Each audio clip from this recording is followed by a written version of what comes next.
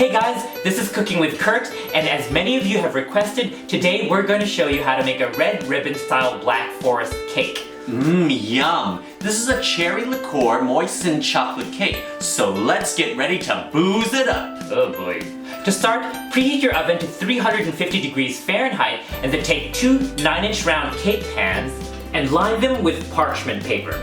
There's no need to butter or grease the sides. Then soak 2 cake strips with cold water for 5 minutes. Shake off excess water, but do not wring, and then place them around the prepared cake pans. If you don't have cake strips, you can watch my ube overload video starting at the 22-second mark to watch how to make your own cake strips using just paper towels and aluminum foil.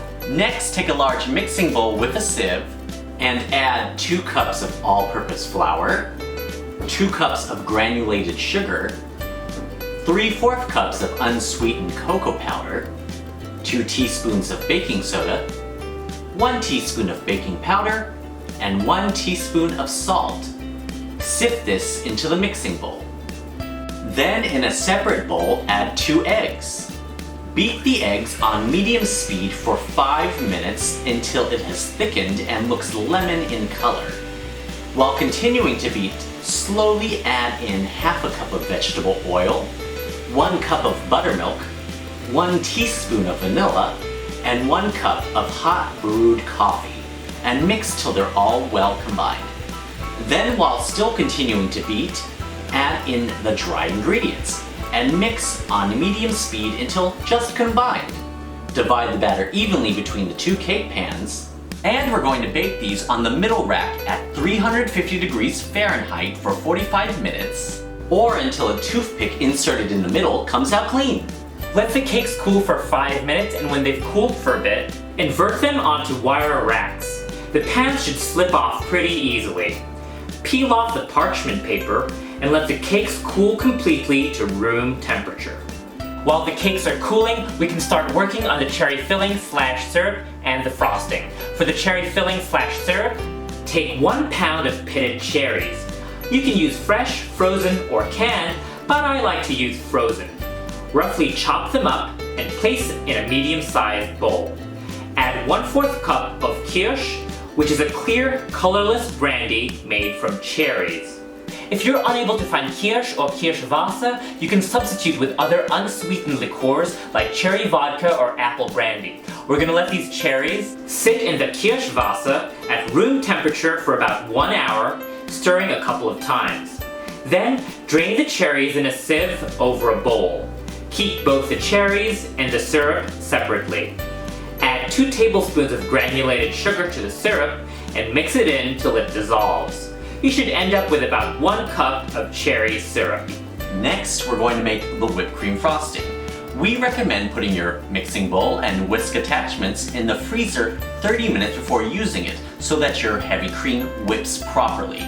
Add 4 cups of very cold heavy cream in the bowl and mix it on high speed till it's slightly thickened.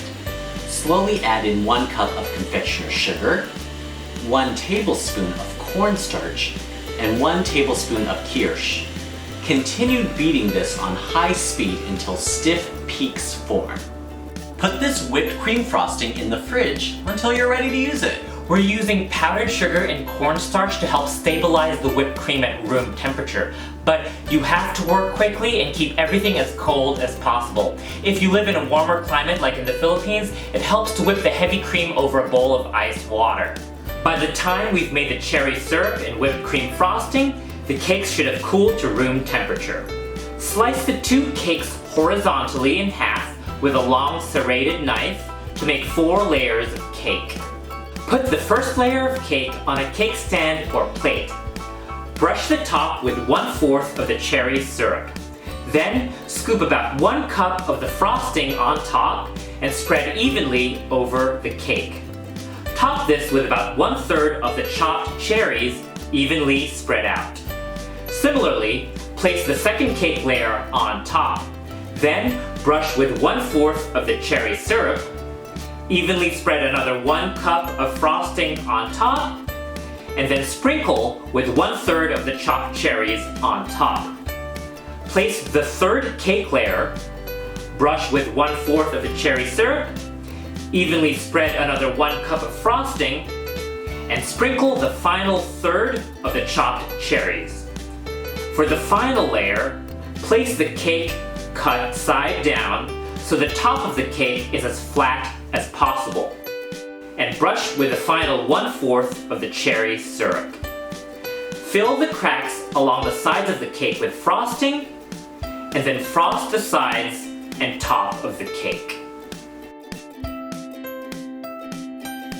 We're going to put the cake and the unused frosting in the fridge to harden up a bit while we work on the chocolate bark and the curls. Like Kurt said, this frosting melts very quickly, especially in the summertime. Take 4 ounces of bittersweet chocolate and melt it over a double boiler. When it's nice and evenly melted, spread it over the back of a baking sheet using a spatula to make a very thin layer. We're going to put this in the fridge for 30 minutes to an hour for it to harden. Then using a spatula, scrape it off to create bark-like shavings. Store these in the fridge till you're ready to use them. Take another 4 ounces of bittersweet chocolate and using a potato peeler, shave the chocolate to make big curls. Store these in the fridge till you're ready to use them. Now we're ready to finish the cake. Take the cake out of the fridge and cover the sides of the cake with the chocolate bark-like shavings. Try to work as quickly as you can as the chocolate will melt in your hands. Then take the chocolate curls and spread them on top of the cake, leaving a 1-inch perimeter at the edge for the rosettes. Then fill a piping bag with the remaining frosting and pipe 12 big rosettes on the top perimeter, just like in the red ribbon cake. Finally, put a maraschino cherry over each rosette. Let the cake rest in the fridge for a minimum of 6 hours, preferably overnight, to let all the cherry, brandy, and chocolate flavors meld together. And there you have it. Red ribbon style Black Forest cake. Yum! Ang sarap! Looks so good. Sarap. This cake is so good with the cherry liqueur mixed in with the chocolate. Delicious. It's actually quite light and not too sweet. Definitely let us know in the comment section below if you're planning to make this red ribbon Black Forest cake. Continue sending us pictures of your cakes on social media, and if you like this video, don't forget to give us a thumbs up and subscribe to Cooking with Kurt. Maraming salamat!